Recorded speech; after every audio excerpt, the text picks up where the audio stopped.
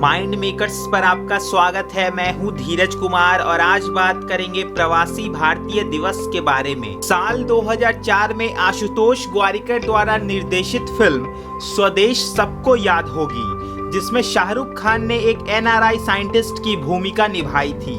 पूरी फिल्म की कहानी मुख्य रूप से एनआरआई के जीवन के चारों ओर घूमती है, जो सालों बाद अपनी नानी को अमेरिका ले जाने भारत आता है और इस दौरान वो अपनी जड़ों को अलग सिरे से देखता है। एनआरआई मतलब नॉन रेजिडेंट इंडियन, जो रोजगार या अन्य वजह से अंतर्राष्ट्रीय सीमा पार कर वहां प्रवास करते हैं। इन्हें आम भाषा में प्रवासी भी कहा जाता है, जो अपना आवास छोड़कर दूसरे देश में बसते हैं। और ऐसे भारतीय जो दूसरे देश में रहते हैं उन्हें प्रवासी भारतीय भी कहा जाता है। हाल ही में सरकार ने 17वें प्रवासी भारतीय दिवस का उद्घाटन किया है।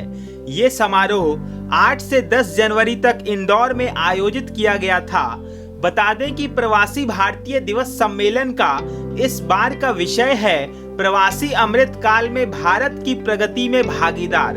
लगभग 70 देशों में रहने वाले 3500 से अधिक प्रवासी सदस्यों ने सम्मेलन के लिए पंजीकरण कराया था। इस अवसर पर प्रवासी भारतीय सम्मान भी चयनित प्रवासियों को ही दिया गया है। ये किसी भी प्रवासी भारतीय को मिलने वाला सबसे ऊंचा सम्मान है, जो कि राष्ट्रपति की मौजूदगी में दिया जाता है। इस साल गुयाना के राष्ट्रपति मोहम्मद इरफान, यूएस के एनआरआई बिजनेसमैन दर्शन सिंह धानीवाल और डीबीएस बैंक के सीईओ पीयूष गुप्ता एवं पोलैंड के बिजनेसमैन अमित कैलाश चंद्र को इस अवार्ड से सम्मानित किया गया है। हालांकि ये लिस्ट काफी लंबी है, जिसमें businessman, science and technology, education एवं मीडिया से जुड़े लोग शामिल हुए हैं। प्रवासी भारतीय दिवस 9 जनवरी को मनाने के पीछे एक ठोस कारण भी है।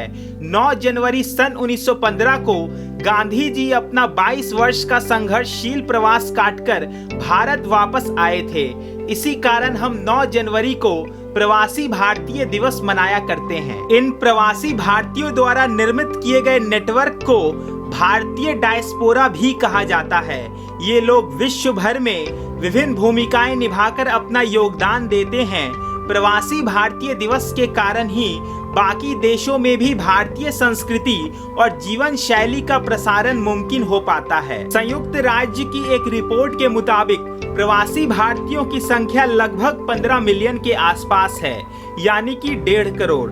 ये प्रवासी भारतीय रेमिटेंस के रूप में लगभग $100 बिलियन भारत में भेजते हैं, जिसके कारण आर्थिक रूप से ये देश के लिए बहुत कारगर साबित होता है। प्रवासी भारतीय दिवस मनाने के पीछे कई कारण हैं, जैसे दूसरे देश में रहने वाले भारतीयों के बीच एक नेटवर्क की स्थापना करना, उनके नाम एक दिन करना जिससे वो अपने देश के प्रति जुड़े रहें और उनकी आने वाली पीढ़ी में भी भारत से जुड़ाव पैदा हो। अलग अलग देशों में रहने वाले भारतीय प्रवासियों की समस्याएं भी अलग अलग होती हैं।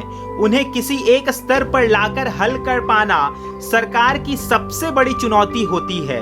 प्रवासी भारतीय दिवस उन्हें आकर्षित करने की ओर एक पहल जरूर है, लेकिन अभी भी ये एक लंबा सफर है जिसमें सरकार को काफी दूरी तय करना बाकी है। प्रवासी भारतीय द्वारा किया गया भारत में निवेश और आर्थिक योगदान अतुल्य है और इन पहलुओं को ध्यान में रखकर कहा जा सकता है कि ये लोग भारत के लिए एक संपदा है। इस वीडियो पर आपकी क्या राय है, आप हमें कमेंट बॉक्स में बता सकते हैं। साथ ही इस चैनल को जरूर सब्सक्राइब करें।